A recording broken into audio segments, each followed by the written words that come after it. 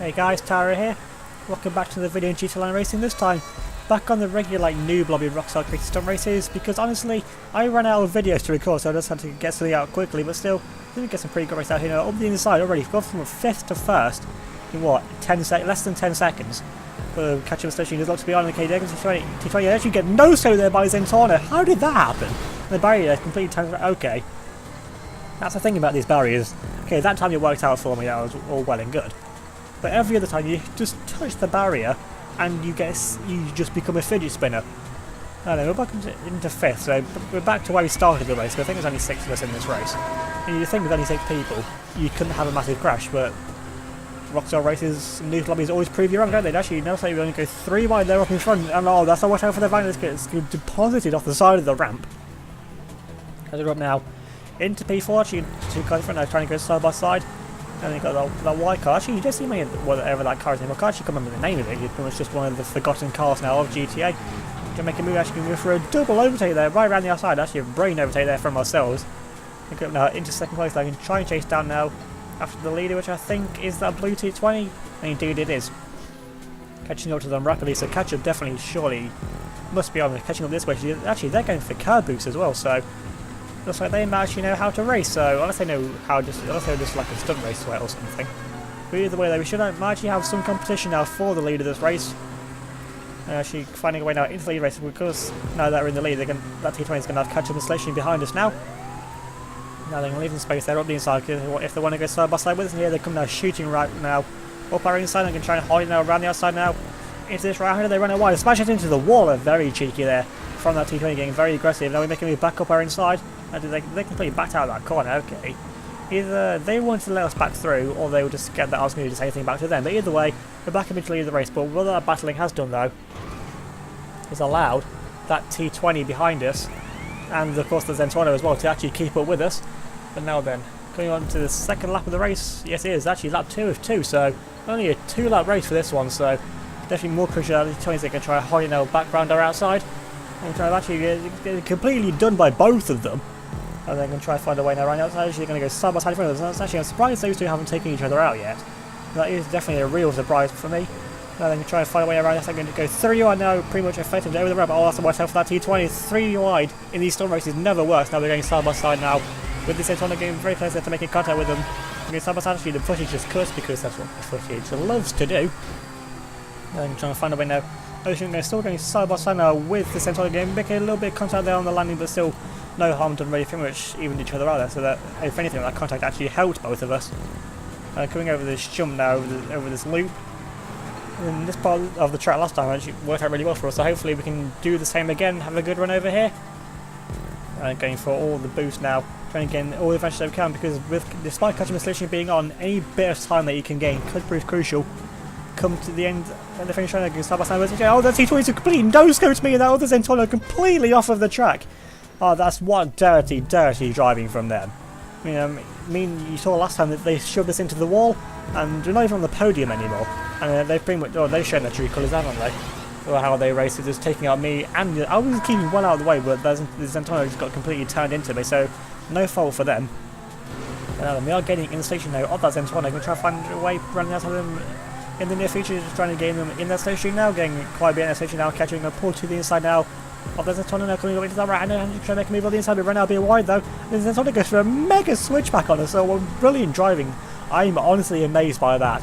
You never see this kind of driving in stunt races, especially because Zentorno is actually a clean driver and can actually make legitimate racing overtakes, so we just fly straight over the top of them though, so as good as that overtake was, we go back up now into 2nd place. Actually, the leader's waiting, the T20 is waiting, and we're going to win the race. The T20 gave up the victory, so I take back my comments about them. GG to them for actually giving them the victory. So actually, they are a good racer, but that's not how you do it though. You wait where you take them out. Actually, win stock Neros. Actually, actually, it's a 1-lap race. Okay, we're coming down to P3. So for once, we can actually start last. Try and find a way up the inside though. Obviously, just block off the RE7. I can start now with ETR1. Find a way up the inside. Oh, we get pretty much a pinch point out up the inside. Try to find a way. Another side. Has one out. We're hitting to the wall, and now we're facing the clear run. We get smashed around there by other Nero customs. So the same colours as so pretty much might even be in the same crew as me. You never know. And then we're back up there into 4th. So we're back up to where we started, I think. Yeah, we had a good start in this race. Just trying to catch him now to the back now of this ETR1 because it may have some good pace around the corners, but in straight line speed it's got absolutely nothing compared to this Nero Custom. And we make the move now up into 6th place, actually not in 6th place, we're up into P3. Now we need to try and find some good pace because catch-up station will be actually the Nero Custom, they're facing the wrong way. That one was in the lead, but now they're facing the wrong way. Okay, up into 2nd place now, coming into the stunt tube. So I know in the stunt tube if you just do flips over it, like drive in a circle around it, you do gain momentum from that. Actually, the leader turned out going to do the exact same thing as what they are. Gain a little bit of speed because even despite catch-up station being on, like I said in the previous race, if you can gain any time that you can, it could prove crucial come the end. Now we're going to ourselves now up into the lead of this race. Also that, because behind us, he's going to be getting all of the slipstream that right to back up behind us. As it goes through this corner, I will say with catch-up on, it's a lot easier because any corner is easier. You're going a lot slower than what you usually would be. And then going through the corner, I've got the slipstream lines behind us, so I know Customs will stick around. It's fine, they don't actually go for a move back on us, so maybe just the cab boosting was just too much, even though they were doing it as well. So unless they're just choosing to stay behind us. But actually now the slipstream lines are gone from behind us, so we've actually pulled away a little bit, so it's about a second in front of them. So maybe catch-up isn't on after all, because we're actually pulling away there quite a bit. So and then coming up now into probably the final half of the lap now. So we've got about a second's gap over them behind us, but if catch-up's on, this is where time will tell, because through this part of the track where there's no curb boosting, there's nothing you can do to really try and defend your position with catch-up and slipstream on. If we give it a little wiggle down the landing, so it could have been a lot worse though. And yeah, catch-up, I'm pretty sure he's on that because we're going so slowly. Now it should be pretty tight in the air, they go right around the outside of us, so yeah, catch-up is definitely on.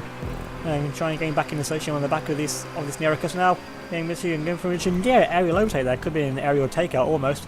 They go now back up now into the lead race, going for the curb. It's the same thing as what they're doing behind us as well. Now we've got the slipstream lines coming, so we're going to take back. And unfortunately just cuts again because I don't even know anymore. That's just what it does. But we're still neither. We're actually pulling a bit of a gap though over that other Nero behind us. Now coming up to the finish line because this is only a 1 lap race. I'm pretty sure it said at the start, so we're not even in our slipstream anymore. So it looks like we might have this victory in the bag, in all honesty. And now then, coming up now, landing, oh cheeky! They're going for trying to go for an aerial takeout on us. I mean, anyway they can try and take to win the race, but haha, they're upside down. That definitely hasn't worked out for them.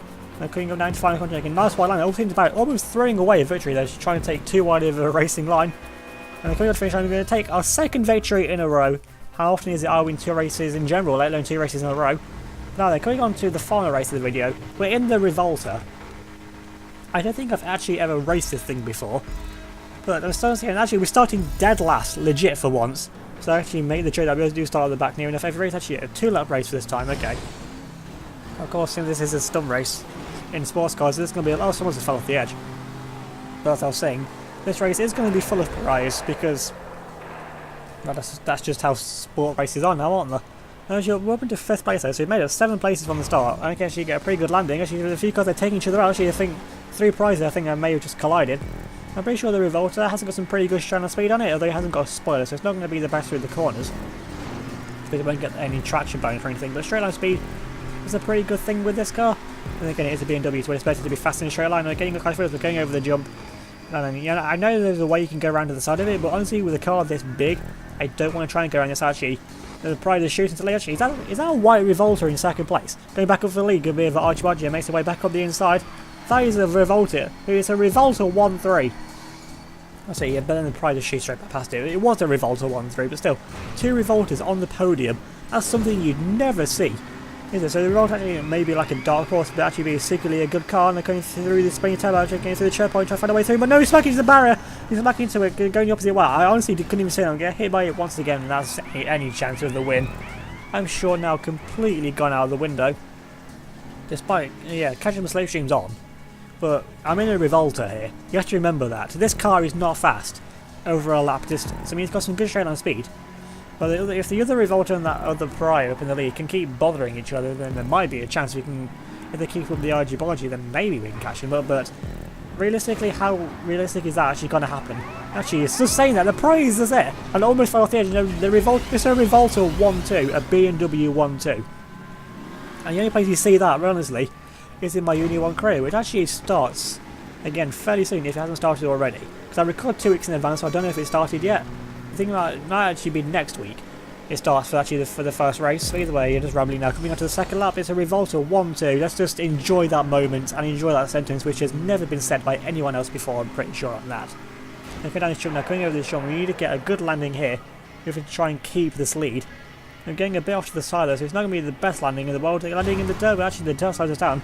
That other Revolta now does make a move past us, so actually there's the pariah right on cue. And then we are going side by side now with the other Revolta. Actually, all the bowling pins are taken out on this side. And the footage customer on the right goes, you're shooting up our own side, but they've got completely wrong there off the jump, completely off to the side, they've completely ruined themselves. Going to get back on the track. I mean, that's why.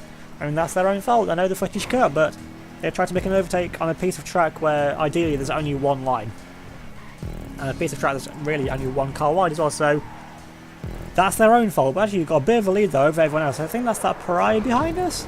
I'm not too sure. Either way though, coming up now through the final bit of the line, try and get this section right this time, coming through this cog, so you try and get a good line through here this time. You're hit by one of them, you bounce off and hit the other one. Oh, that was so lucky. I don't think I've ever got luckier than that. We hit off one of them because I couldn't see it because of the choke point, and just how wide this car is, and it sends the second one. Actually, here comes actually that prize flying through there upside down.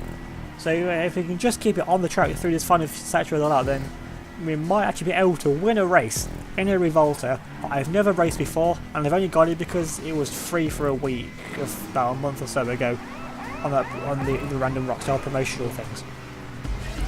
Cleaning up this jump now for the final time. We try and get a good landing here. If you do, because I find a way to go quicker. If you brake at the top, you don't fly as far because then you can land quicker. Because being on the floor and car boosting is actually quicker than flying through the air. Is what I found from previous experience. Anyway, coming to the finish line, we're going to win a race in a Revolta, probably for the first and most likely only ever time. In second place, David Bomber 2004 in the prize. So they were the prize sweats, and they were a 14-year-old. So I'm glad I beat them. I do not want to lose to a prior, especially if they're a sweaty 14-year-old as well.